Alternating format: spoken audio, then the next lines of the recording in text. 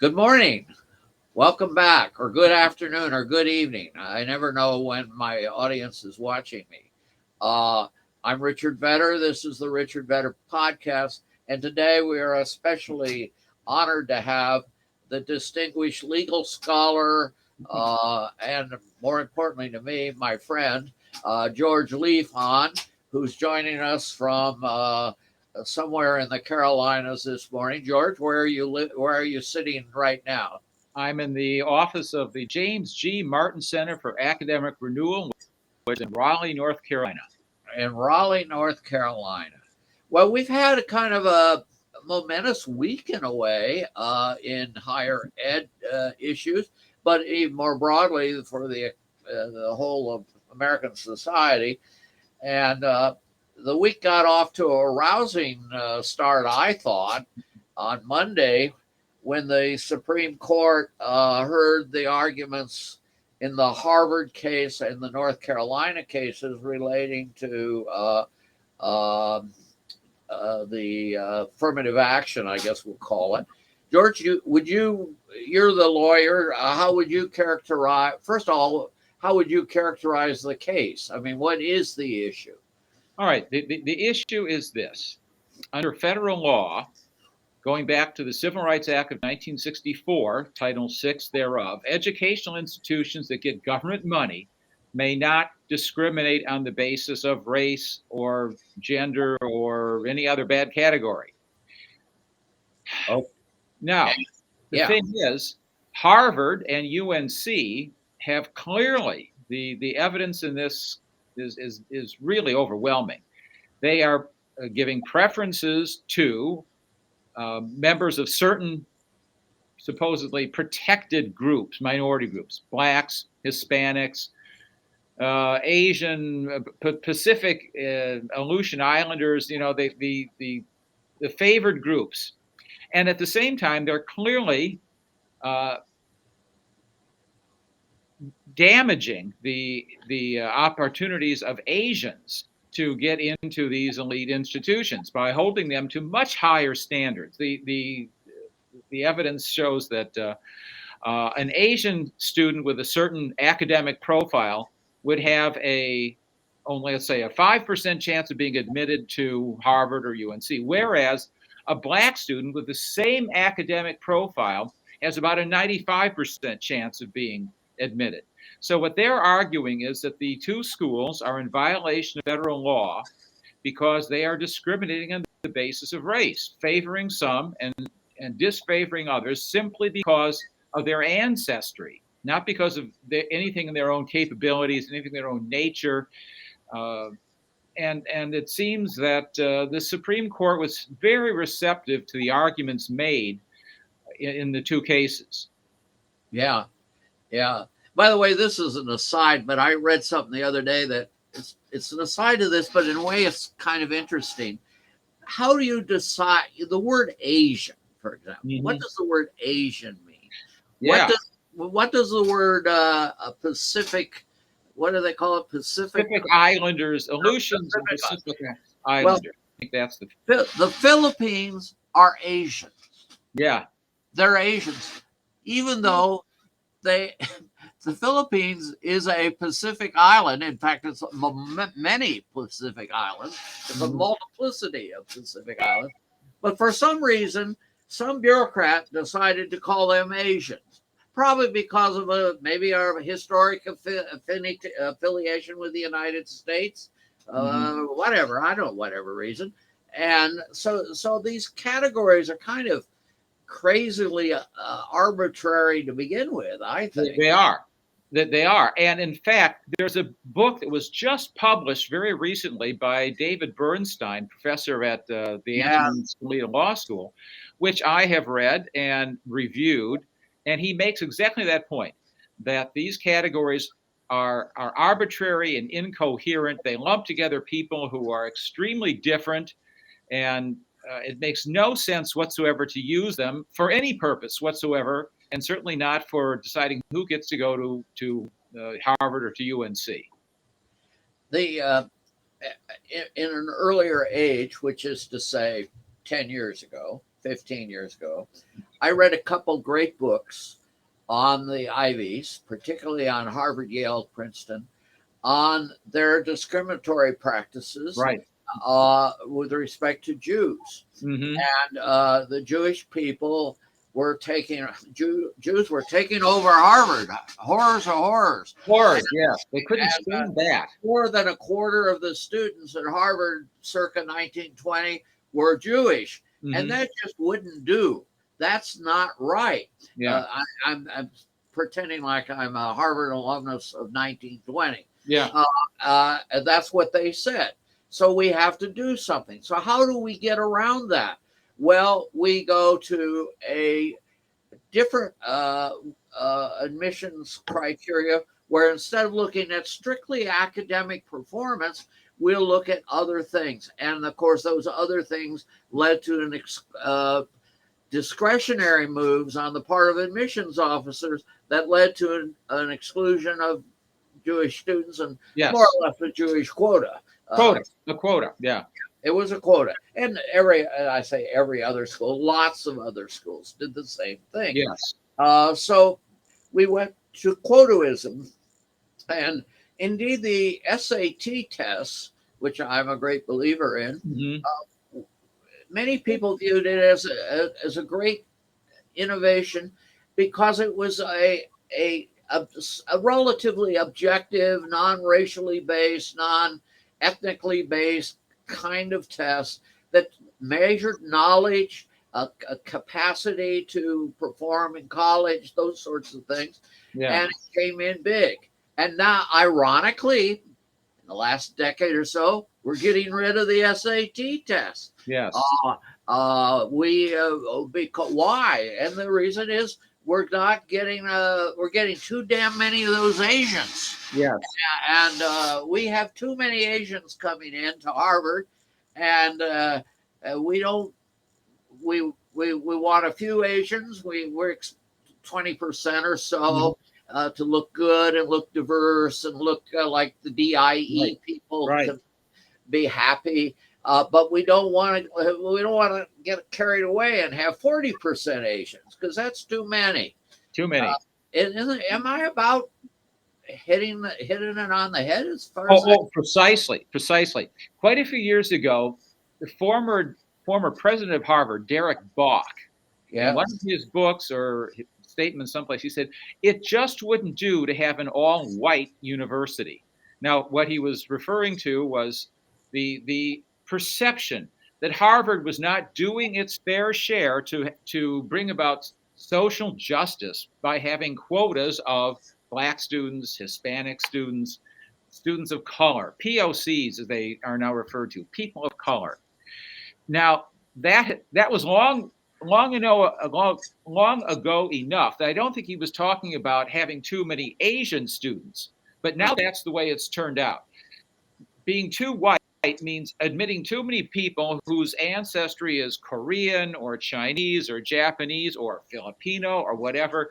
We have to make sure we have enough spots reserved for the people who now allow us to keep saying, look how diverse we are. Look how concerned we are about expanding opportunity for everybody. We're letting in all kinds of people. We have quotas. Oh, they don't use that word. They can't. The Supreme Court has said no quotas. But they say we're admitting students based on their holistic profile. We look at the whole student, and we look at their prospects in life. Are they likely to be good leaders? Oh, those Asian kids. Well, they're not. They're just too concerned about their academics. They probably won't be good leaders. So we don't want too many of them. We want more of these students who we judge to be more worthwhile, who will bring more diversity. Yeah. But of course, every person is diverse. Two Black people can be completely diverse. Two white people completely diverse. The whole thing is nonsense, is saying that we can somehow judge who brings diversity to our school and who doesn't. Yeah. Excuse me just a second. Hey, Rory. I'm on. I'm on already. I went on. Bye. This is my handler from California who's Rory Sauter, who's a great guy. He's not barely 30 years old. He makes us look like a bunch of liberals, George. Oh, come on. Yeah, I gotta meet him. but he's technically very adept, and he runs a whole host of podcasts, about 50 of them around the country. Oh, good for him. Yeah, and anyway, that he was calling to see if I had gotten on the air uh, uh, successfully, and I told him we were. No, you're absolutely right, George. And it's interesting when I think of Berkeley, because I'm a friend of people who have been involved, starting with Ward Connerly, who I consider a friend, although he's in very precarious health right now, extremely. Oh. He's undergoing. I think he has dialysis every day, for example. And Gail Harriet, who's a professor of law at the University of San Diego, which has gone woke, by the way. And right. I've written about that. All the great lawyers there. Yeah. Exactly. But anyway, you know what percentage of the students attending they did away with affirmative action in California by state constitutional mandate. What percentage of the students currently attending Berkeley are what we would call white? 19%. 19%. And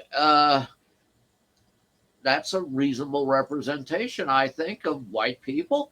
But it is not whites. The story was we're going to get rid of affirmative action so we can let all those rich white kids go to Cal. Well, it didn't work out that way. And because it wasn't the rich white kids that went to Cal, it was the hardworking Asian kids, a lot of them. And the Hispanic population, by the way, has held up pretty decently there too. So it's actually quite a diverse school without having, in spite of the fact that they had state laws passed on this. Harvard could improve its one. Ed Bloom, who's a good friend of mine, who's the guy who brought the Harvard case, both cases, the Harvard and the UNC case. Ed Bloom, I used to share an office with in D.C. Ed Bloom has argued for years that everything will be okay. If you want to do something to increase diversity at Harvard, do away with legacy admissions. Right now, 15-20% of the students, at least at Harvard, are in because of their mommy or daddy or some relative was a graduate of Harvard College. And so some say maybe we shouldn't do that. Some others are on there because they're good athletes. There are others that are admitted to. There are a lot of non-academic criteria that are already being used that could be changed without impacting affirmative action per se, one way or the other. And you probably would get up. I bet Harvard would end up with a pretty interestingly diverse student body if you did away with legacy admissions and you did away with all of this other stuff. Is that really relevant to all this? Or I think it is. It shows that Harvard is not really sincere in its protestations about we must have maximal diversity for the great educational benefits when they accept lots of students who are rather mediocre just because they're legacies. Now, this brings up a point that I've been eager to talk about.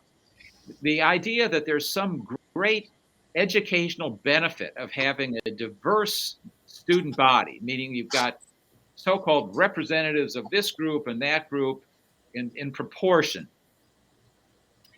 I don't think that makes the least bit of sense. There are no such educational benefits. Nobody learns his English or calculus or chemistry or physics or sociology better because of the other students who happen to be in the student body. And they really don't learn from each other either. I think that's lurking in the background here. The assumption is that we have to have students from these wide variety of backgrounds, ancestral backgrounds, racial backgrounds, because students will learn from them. In fact, that's part of the Supreme Court's jurisprudence in this. Justice Powell said something about, students will learn from each other. And Justice O'Connor in the Grutter decision said something, oh, well, it'd be important so that these students can have friends of other races. Well, for heaven's sakes, the American kids growing up in 2022 know perfectly well that there are lots of different people. They've seen that people from different backgrounds can be successful or can be failures. They know all of this. We don't have to have this vast program to try to mix all the races together, kumbaya, at Harvard and at UNC, because now they'll have more racial understanding. Well, there's no racial misunderstanding whatsoever. This is a solution to a non-existent problem. Now, if we were talking about maybe back in the 1950s, a lot of kids would say, well, gee, I don't know anything about Black students. Well, this is not the 1950s. People know all about people of different races. We are in a wired world where there's instant communications about everything. And these kids have also grown up in schools where they've been told properly, you should not judge people based on their immutable characteristics. You should judge people based on their individual abilities. There are no bigots left in the applicant pool at Harvard, UNC. So this is doing no good whatsoever educationally. But it does help to dumb down the standards, because a lot of the students who are let in under preferences are just not up to the level of the rest of the classmates. And therefore, that puts downward pressure on the faculty to make sure that these students don't drop out, don't get bad grades, make sure they coast along okay. And that means water your classes down, inflate your grades. And to the extent that that doesn't happen, know that in many cases, these students admitted with diversity preferences can't hack the difficult programs at schools like UNC and Harvard. Instead, they drop into these diversity-related courses, the identity courses, which are easier, where they graduate, but which have very, very little upside afterward and once they're out in the working world. So it does a lot of harm, it does no good. Exactly. And it's against the law. So that ought to settle it. Yeah, it should. And I am, and I think you and I talked privately ahead of time, I'm cautiously optimistic that the Supreme Court is going to put an end to this nonsense. I am too. After the oral arguments on Monday, I think it's pretty clear that Chief Justice Roberts is solid on this, where he's been weak on some other important issues. He seems to be very solid on this. In fact, one of his more important decisions in the past, I think this is a 2007 case, where he wrote, the only way to stop discriminating on the basis of race is to stop discriminating on the basis of race. Yeah, that was what he thought back in 2007. It's clear from the arguments that he hasn't changed on that. If anything, he's even stronger on that. If you could judge from the way he whacked the advocate for Harvard upside his head, when the Harvard advocate said something about, well, we might need some preferences for oboe players. And Justice Roberts responded by saying, we didn't fight the Civil War over oboe playing. Yeah. Hey, George, all of this reminds me of an interesting conversation I had that I wish you had been at, because you would have loved it. In 2007, you mentioned that year, I actually had a very nice conversation at a cocktail party with Chief Justice Roberts and Sandra Day O'Connor, even though she had already left the court. Yes. She was there, and we had a delightful time. Actually, It was at a party celebrating the late Justice Rehnquist. Chief Justice Rehnquist, Right. and we were talking about all sorts of things about the Battle of Poltava and a whole bunch of extraneous things that have absolutely nothing to do with what we're talking about. But I'm reminded, and it came back in this case beautifully, to Sandra Day O'Connor's 2003 statement. Well, in 25 years, this will, no longer be an issue. All this will go away. Yeah. And of course, now 20 years have passed. 19 years have passed. 3/4 of that 25 years is gone, and people are still obsessing on these issues. And so it's interesting to see Roberts and others bringing Sandra Day O'Connor up because the position she took was, in fact, the contrary to the way the court is moving on now, I think.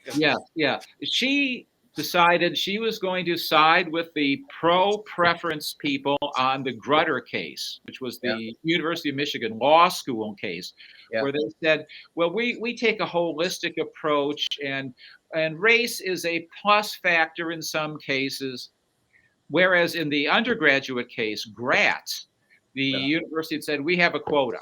And the court said, you can't have a quota. That's against the law. But the Michigan the law school in the Michigan case was more clever, and they said, well, we don't use a quota. We're holistic. We look at the whole student and decide who's best for our student body. And she bought into that. Yeah, she was the deciding vote on Grutter. It was 5-4. And I think that the court's going to say, no, we're overruling Grutter. Maybe they're going to overrule Bakke, which was one of the sillier decisions ever.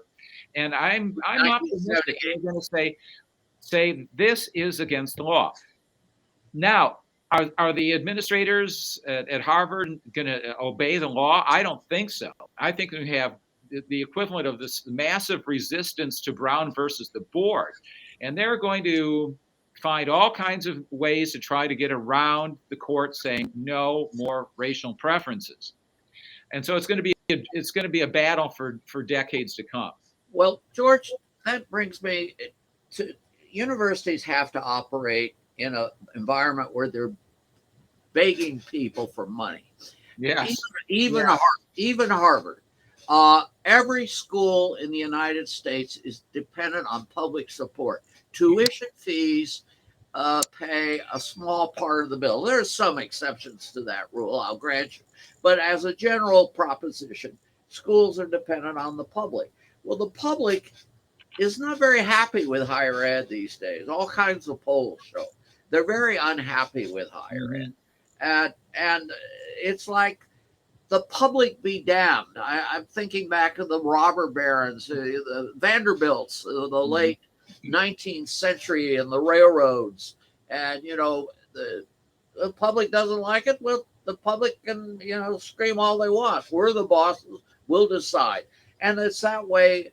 But in this case, there's a lot of public money being thrown in. And Harvard can claim to be a private school. But I, for the life of me, don't understand the difference between private and public anymore. When you get billions, Princeton gets far, far, far more money per student from the federal government than does the College of New Jersey, which is located 11 miles away and which is a public institution. Used to be Trenton State University, and ironically, the College of New Jersey name is the old name of Princeton. Yes. So they very cleverly took that name. I must say, I thought that was a kind of a cool idea to do. But why do we keep drawing this distinction between private and public on things like First Amendment issues? Well, the First Amendment doesn't freedom of speech doesn't really apply at Harvard because it's a private school.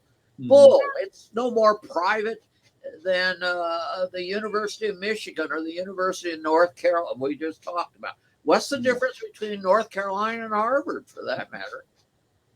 Am I crazy about that?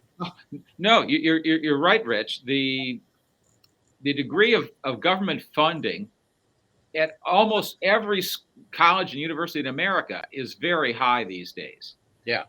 and it's therefore I think makes little, if any, sense to continue talking about the difference between where the First Amendment should apply to actually public institutions and saying, well, but you're a private institution and therefore you're let off the hook. Um, they stopped being private when they went on the government dole, which they've been on for a long time. I think that's a distinction which it'd be nice to see the courts erase that and say that if you're a nominally private institution, but if you accept government money, you not only cannot discriminate on the race, but you better uphold the First Amendment and stop trampling upon it as so many schools do these days. Yeah, I mean, there's the Hillsdale colleges who are genuinely private. I mean, who go out of their way to assure that they're private, and who even don't submit data to the U.S. Department of Education sometimes. I used to do the rankings for Forbes magazine, and 95% of the data we used ultimately was supplied by the colleges to the U.S. Department of Education for some purpose or other. How many students do you have in school? What percentage went from the freshman year to the sophomore year? All of that sort of stuff, all provided in various reports. So I simply downloaded the data. I always, every year, had to make a special phone call to Hillsdale, Michigan, to get data from Larry Art, the president up there, who fortunately was a friend of mine, and I could prevail upon it. He would give me the data. They had the data, but they just simply didn't have to provide it to the federal government, and they didn't. And I applauded them for that, by the way. I still do. Sure. And I wish more schools would go that way. I wonder if the new University of Austin, how it's handling that issue. A new university starting out in Texas that seems to have some promise.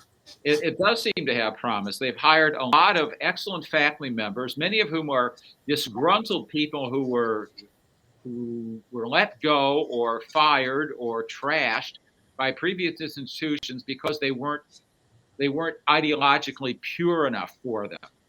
Yeah. And this new university looks like it's going to focus just on providing good education. It's going to kick out all the political garbage. It's going to have none of these ideological opinion-based majors. It's going to offer a solid education for the students who want it at a reasonable cost.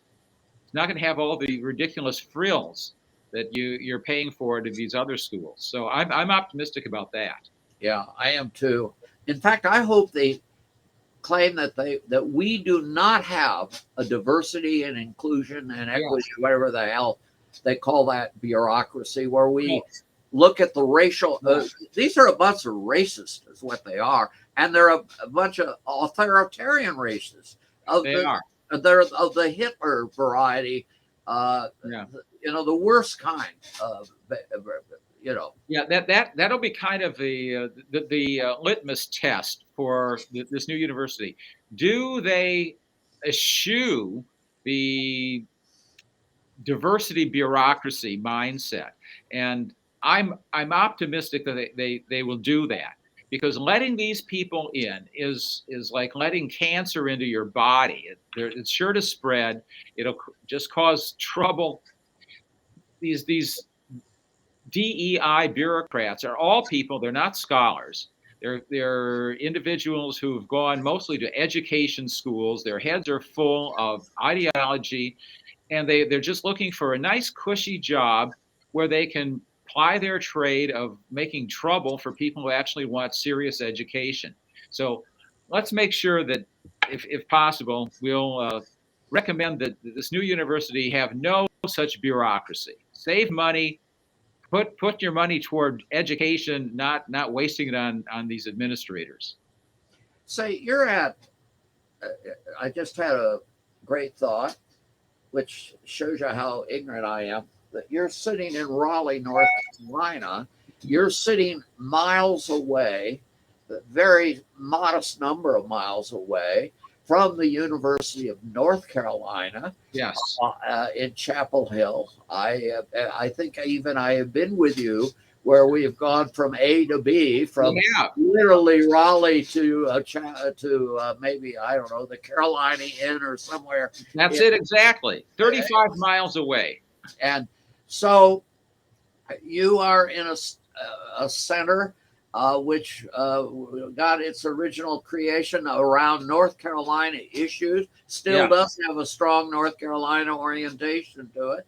What are people saying in your area, in the Research Triangle area, about this Harvard case, which is also the UNC case? Is there any?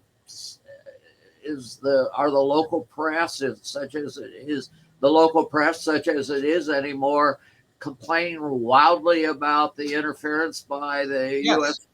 Supreme Court? And yes, the press around here is thoroughly blue, and they're altogether depressed about the prospect of losing this nice little toy that they love so much, to play around with social engineering and bring about what they think is the advance of social justice by admitting more students from certain backgrounds and keeping out others of backgrounds that we have too much students who are from too much success. We don't want too many of them. We need students from backgrounds of oppression. Now, as it turns out, by the way, the students who get admitted under these preferences are almost never really poor. They're the sons and daughters of well-to-do people, but they happen to have the right ancestry. They check the right boxes, so they get in. Now, getting back to the point, though, the left-wing press around here is very despondent, and they're gnashing their teeth at the prospect of losing affirmative action, which would just be a terrible thing in their estimation.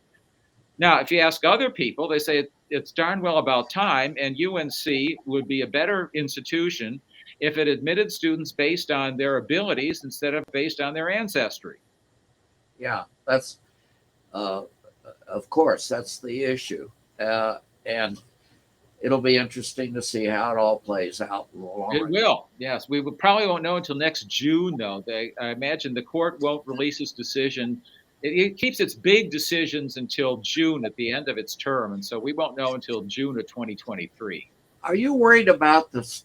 You know, the last court's last June's decisions, and of course the early release of one of the opinions, the Alito opinion. And the threats on judges and justices and all of this sort of stuff is our democracy. The Democrats are making a big thing. This is an election about democracy. I don't even quite understand the argument, but there's no argument. I mean, it's kind of crazy in my opinion. But is there? Are you worried about the rule of law in the United States? Yes, I am. The rule of law is on very thin ice in the United States. It's been on thinner and thinner ice for decades, as many things are happening. Among them, executive orders.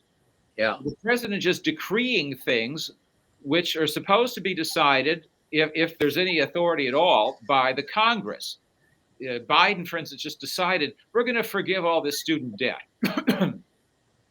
There's nothing in the Constitution that allows him to do that. Nothing. Yeah. Yet we have this.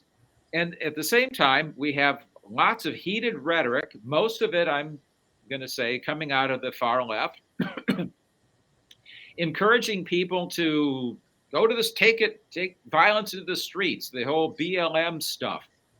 Let's have violent protests of things we don't like. Let's threaten people we think are on the wrong side. There was a threat to Justice Kavanaugh. Just earlier today, I read about some lunatic in Illinois who heard an ad for the Republican candidate for the governorship there and called in and said, "I'm going to kill him," in front of his family. There are a lot of deranged people listening to political, red hot political rhetoric. And I'm really afraid that, yeah, we are going to have more violence. It's being stoked by the people who are authoritarians and want to make sure they don't lose any of their power. Yeah, I have the similar feelings as well, and I'm just, we both have children, George, that are young adults now. In my case, even middle-aged adults, and I kind of fear for the next generation on a whole variety of grounds, even on fiscal grounds, like we're running up these huge debts, and we have the I'll give you one obscure statistic no one pays any attention to anymore. The national debt is 125% of the GDP. That's larger than it was in the summer of 1945. Yeah. At the end of World War II, for God's sakes. And Right. why now, in a period of relative prosperity and relative peace? I mean, we've been involved in some small wars, Afghanistan and all, and tragic things, but we're not, there's no reason why we can't balance our budget, for example. Just to pick one thing. And I will blame the Republicans as well as the Democrats on this. It's a universal thing, because if you're sitting in Congress, you win votes by spending money, but you don't win votes by cutting spending or by increasing taxes. Yeah. So I think our nation is losing its discipline in a more broader sense than even, the law. So I worry mostly about the crime and that sort of thing. Yeah. But it's sort of depressing.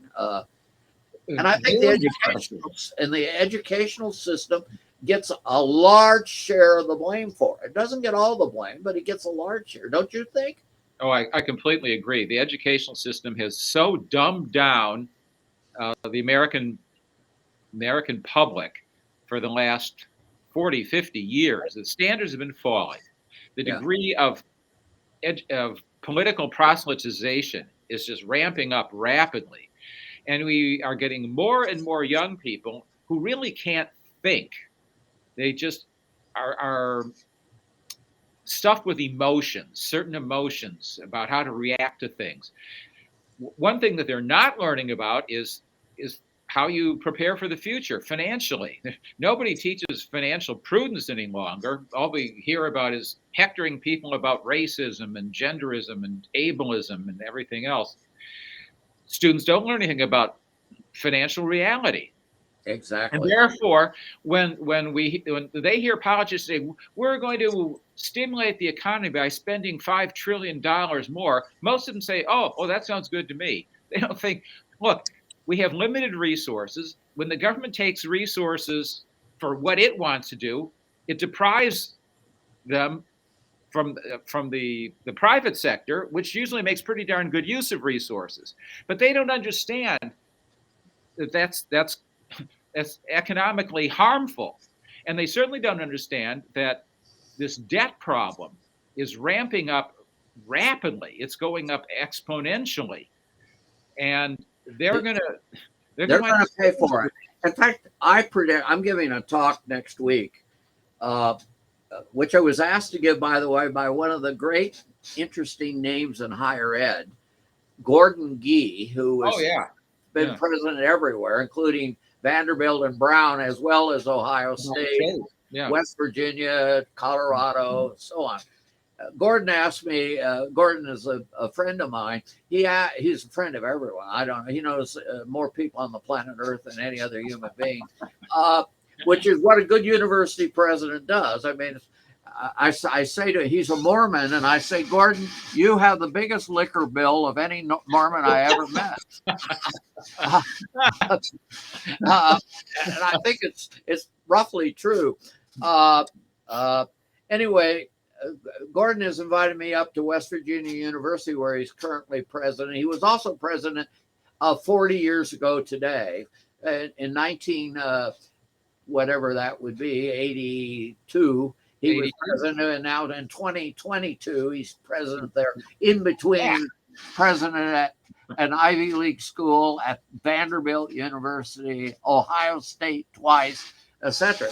So this guy has got Gordon Gee, who's one smart guy, has got me coming up and speaking at West Virginia U. And I'm going up and talk about what I view as the decline of American exceptionalism, that we once were an exceptional nation 40 years ago or 50 years ago. You pick the period, 100 years ago, 1900. We were the up and coming exceptional nation in the world, the ascending nation. In 1950, we were the dominant nation. Yes. And what are we today? Well, what's the big news of 2022? Well, we left Afghanistan in disgrace. Our GDP is growing slowly relative to China's, and so we're getting passed up by everyone. We can't. Or how about this? Yeah. Educational results are clearly falling. We've been seeing a downward trend sharply now in the last couple of years on how well students do in their K-12 years. They're doing poorly.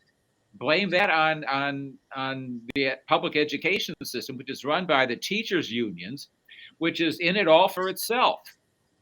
Yeah, everyone's in it for themselves. They're looking at government as a source of wealth or an income. It kind of reminds me, and I hadn't thought about it this way, in the mercantile era of the 15th, 16th, 17th century.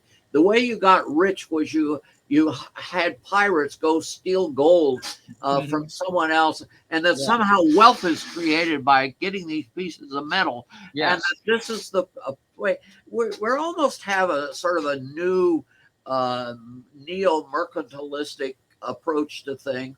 Yes.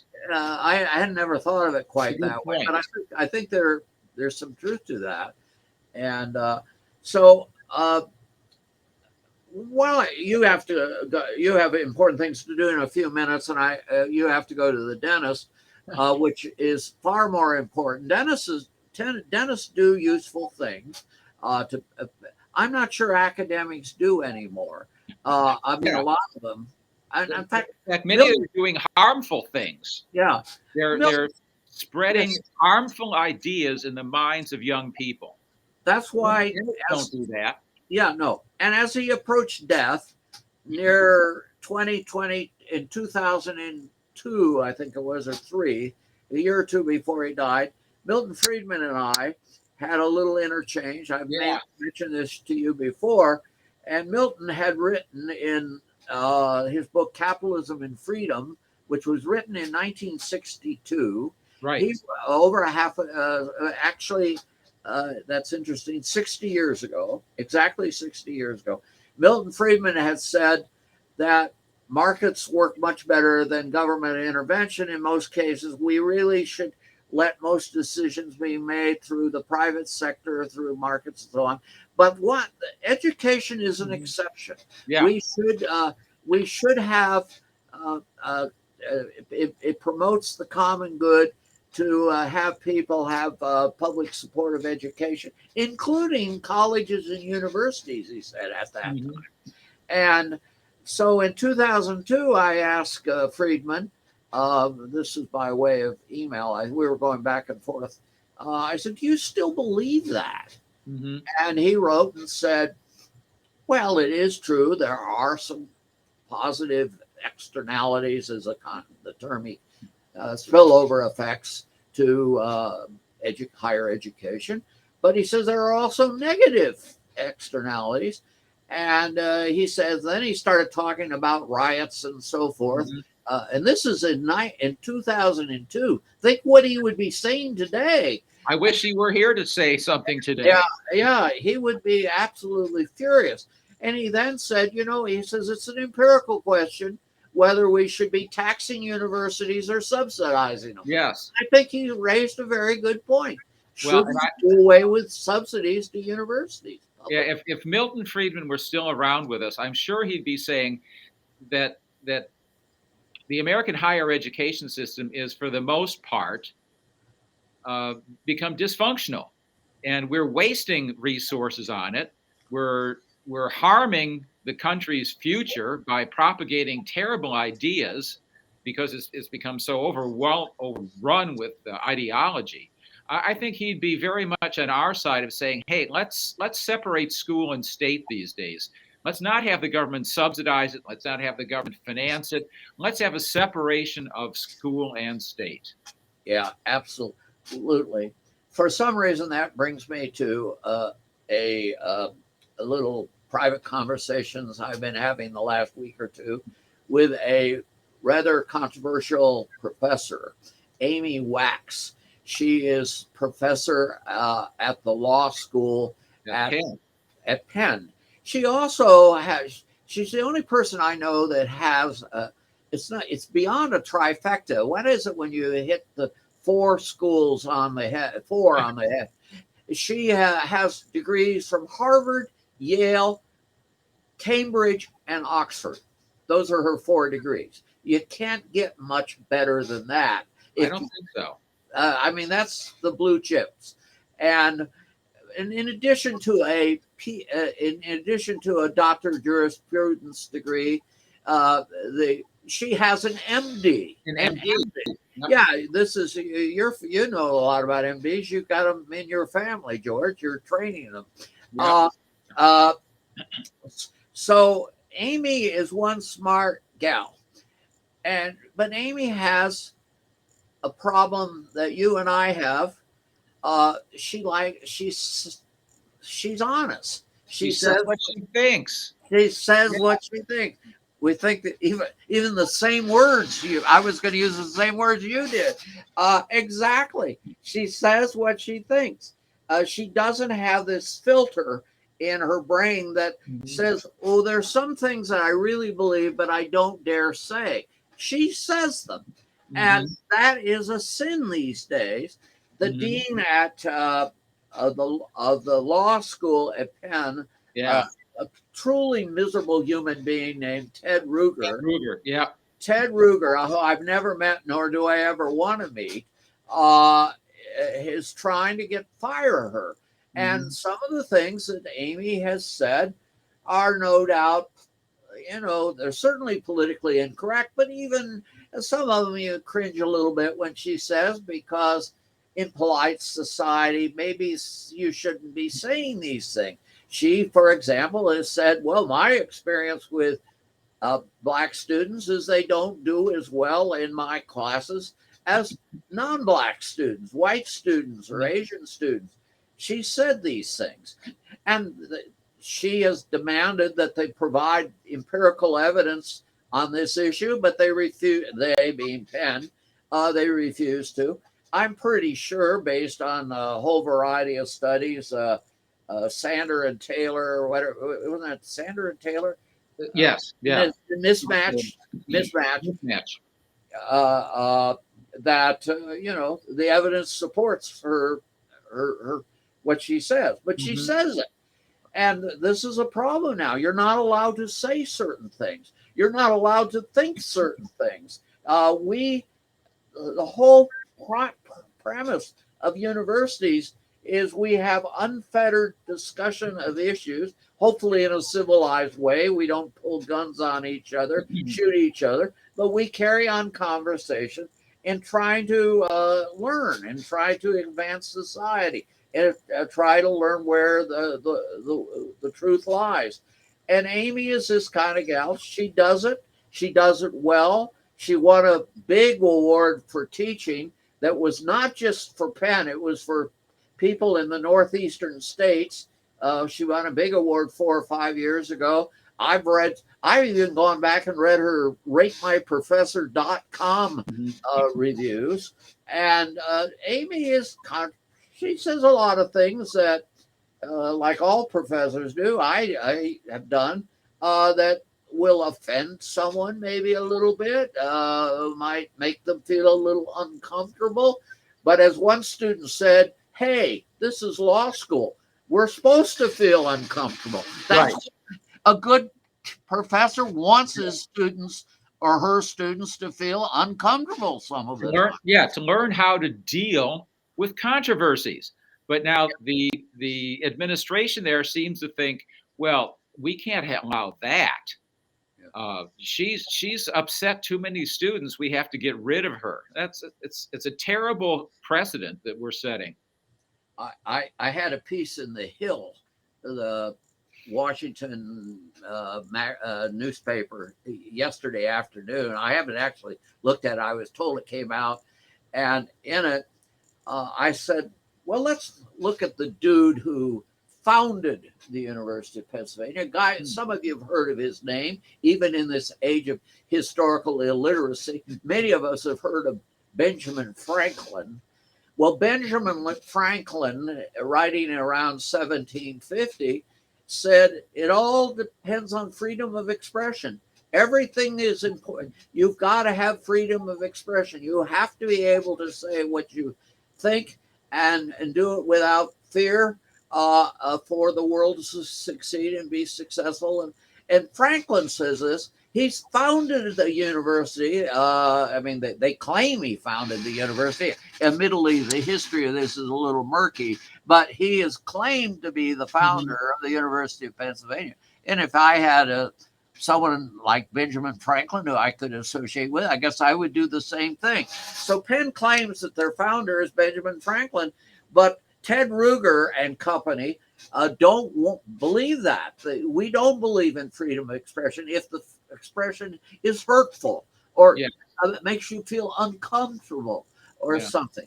I just think this is just outrageous. And I would, I don't know. I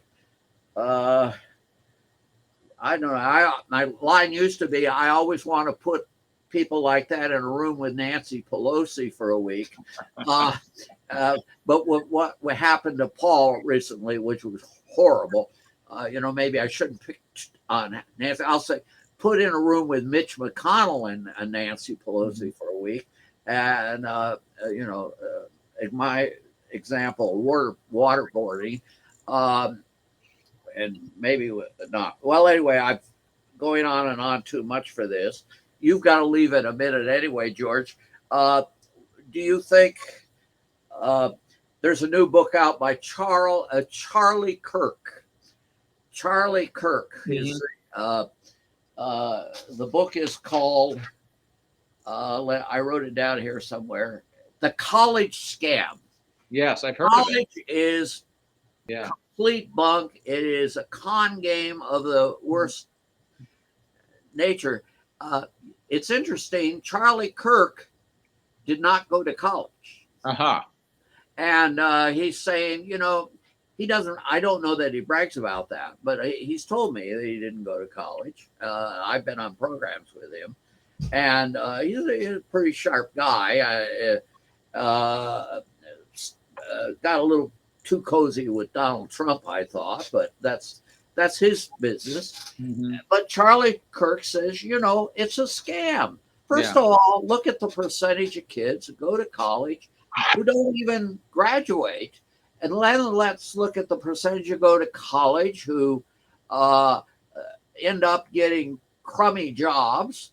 And they're about a third of the graduates of college end up as baristas or sometimes a little better than that. But jobs that bartenders, maybe jobs that a good high school graduate should be able to fill. So you have about 1/3 of the kids who go to college who really perhaps benefit. That's a pretty low proportion. Right. It's a pretty risky thing going to college these days. The rest of them are just looking for a credential.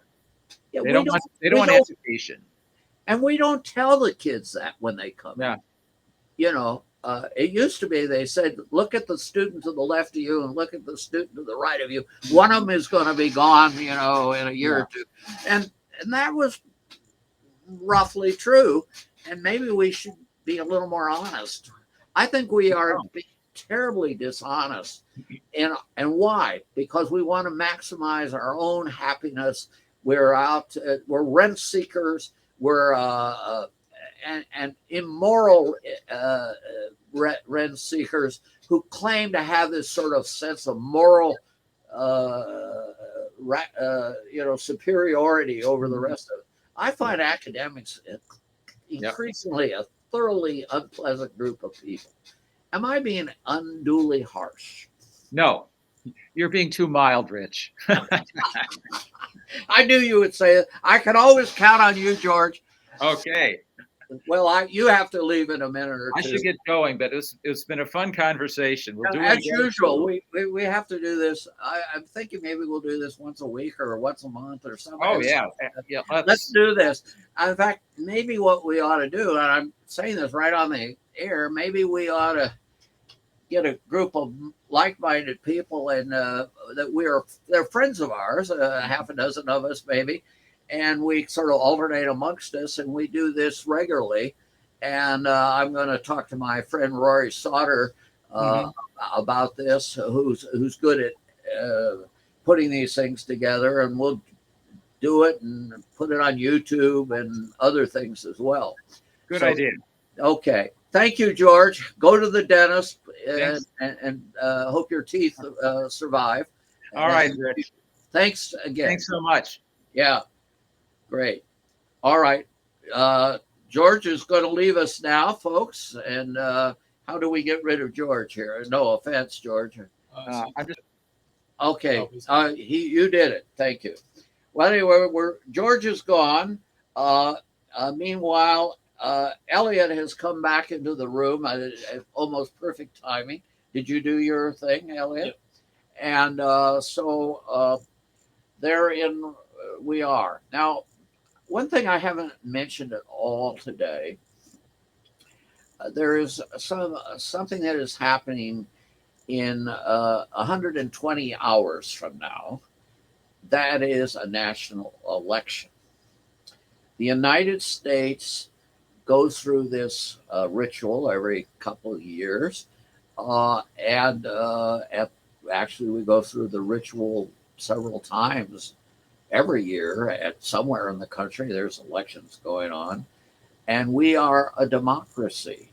And although some are arguing particularly the Democratic Party, that democracy is on trial, that democracy is an issue in this election.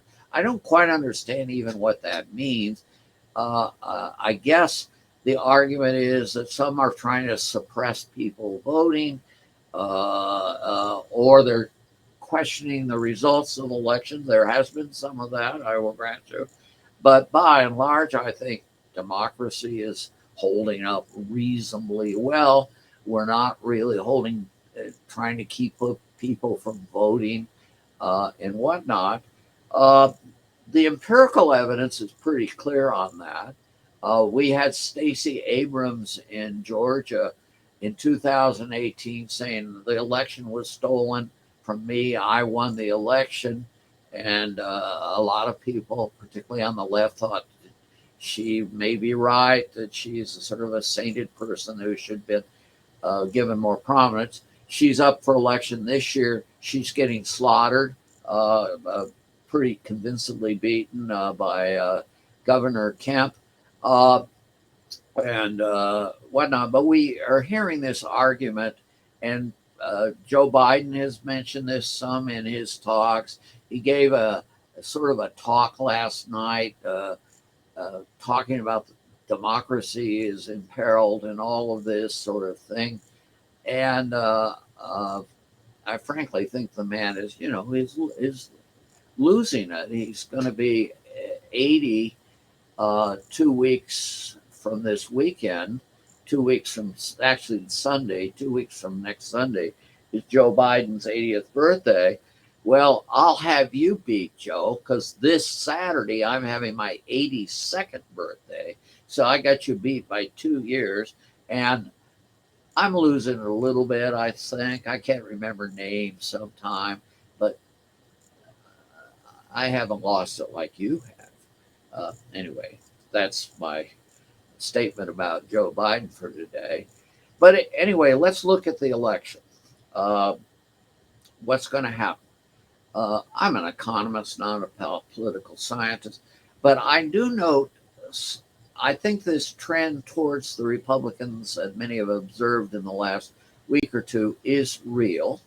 I've read a lot, and, talked to a lot of people. I think there's some reality to it.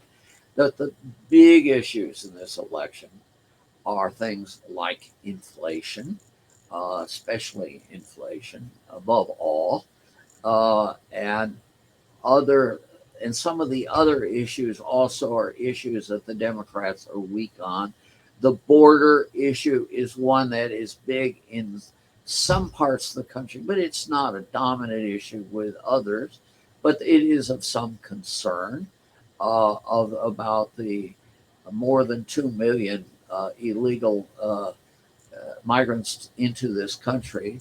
By the way, I am a very strong supporter of immigration as a rule. I am a pro-immigrant guy, um, and uh, I think immigration has done wonderful things for our nation. But the illegal immigration and the magnitude that's gone on is deplorable. But anyway, getting back to the election, uh, my read right now, this is probably the last time I will talk to people before the election, is that the Republicans will handily win the House of Representatives. Handily means minimally 20 seat gain, which would give them over 230 seats, to the Democrats less than 205. So the Republicans, the plurality of Republicans will be at least 25 in the House. The importance of that is, and probably more than that, the importance of that is if you have a few maverick Republicans, say 10 in number, they wouldn't be able to stop the majority view within the Republican caucus. So it would take a big division, which is possible. Republicans have been known to divide in important ways like this in the past. And they do have a group of hardcore conservatives who sometimes deviate from the rest. I'm not personally terribly enamored of the person who likely will be named the speaker, Kevin McCarthy. I've actually met Kevin McCarthy. He's a decent human being. I don't think he beats his wife or his children or engages in drug dealings and other things, but I'm not terribly, I don't have the same confidence in him that I do in Mitch McConnell's leadership abilities. In the Senate is, of course, where the big action is, or the big doubts are. The one thing that leads me to believe the Republicans will probably take control is that what counts are the people who actually vote, not the people who have been surveyed in polls. Because some of the people surveyed in polls simply do not vote. And historically, more often than not, the Republicans end up doing a bit better than what the polls suggest. That doesn't always hold, but it is held more often than not. And I think it probably will work this year. Although the Republicans have had some weak candidates, they should never have put up Walker in Georgia, given what we've learned about his background. That was done because Donald Trump wanted it, I guess, and that was maybe a mistake. There are some others in the same category in other states, but my state of Ohio, which was one of those doubtful states, the polls now are showing Vance is likely to beat Ryan maybe by 5 points or so. He's 4 or 5 points ahead. I think Ryan has run a very clever campaign. He's a slick politician. He's done a better job than Vance in sort of the political showmanship category. But nonetheless, I think Vance will win, which means a Republican seat will stay in Republican hands. where I think the Republicans are going to gain, and I know one that at the beginning of the political season everyone said is prime for a Democratic takeover, Ron Johnson's seat in Wisconsin, I think is going to remain in Republican hands. Polling is showing that. I think it is likely to happen. Uh, where the Republicans, I think, are going to pick up seats, and some of them are maybe unexpected. Arizona, of course, is one. Nevada is another. There's a good chance, maybe one chance in three, the Republicans could win the seat in New Hampshire. Uh, so, and there's some others in that category. So I would be surprised if the Republicans uh, don't gain a couple of seats in the Senate. I've seen some estimates. I think Real Clear Politics are talking about 4 seats. Uh, Nate Silver is much more circumspect, and but even he gives a slight probability to the Republicans taking control of the Senate. I mean, more than 50% probability. So right now, it looks like the Democratic majority will in Congress will come to a screeching halt. Now the issue is, can the Democrats between Election Day and January, in this interim period, do a number of things to get their agenda adopted by putting engaging in, let's call it, hardball politics. I normally would worry about I would worry about that as a possibility, but I don't think it can happen because of the presence of people like Joe Manchin and other sort of moderate Democrats who certainly aren't going to go along with things like abolishing the filibuster or even trying to quickly admit the District of Columbia into statehood or do other things of consequence to change the fundamental institutional structure on which our nation exists. So therein lies that. Um, so I am expecting a Republican win of some magnitude next Tuesday. I with a presidential. I wrote a piece once called for the St. Louis Post-Dispatch called "Three Cheers for Gridlock." Gridlock may be a good thing in a nation this highly divided. You don't have one party, sort of a narrow majority running roughshod over the entire American population. It's impossible where you have divided government. And I think divided government is almost certainly going to happen in our country. And the stock market doesn't seem to be too terribly worried about divided government. In fact, I think the stock market probably views it as a positive thing. So, 3 cheers for gridlock. I think we've had quite a bit of gridlock as it is in the last couple of years, but it's going to grow, and the efforts, the early Democratic efforts to put in a sort of a radical agenda was largely thwarted, not entirely thwarted. Which when you have an election that was so close and a country so evenly divided, it's hard to put in revolutionary change of the, say, the New Deal variety or the Great Society variety. By the way, I am sitting a 4-minute walk. I should probably have Elliot go walk it for me right now. From the very site where the word Great Society was first used by President Lyndon Baines Johnson in the year 1964.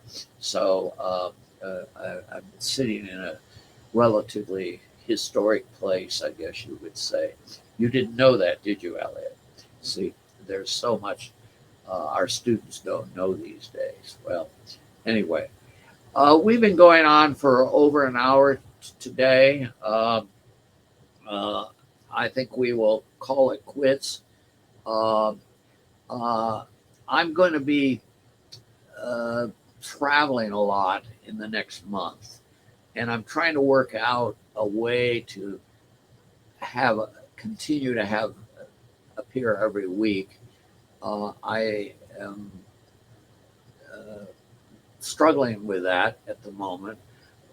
I normally record these things on a Thursday. One of the Thursdays is Thanksgiving Day. We're obviously not going to do a recording on Thanksgiving Day, but stay tuned. I will be back.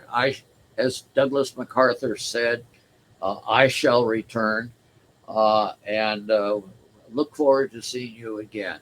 It's been fun talking with you. Uh, uh, uh, if you have any thoughts, let me know. Uh, I'm my email address. Anyone want to email me, and is my last name Vetter at ohio.edu. You can email me, and if you would like, and you can reach me in other ways as well. This has been fun for me. I hope for you, and we will. I will see you again. Thank you. In stream. Okay.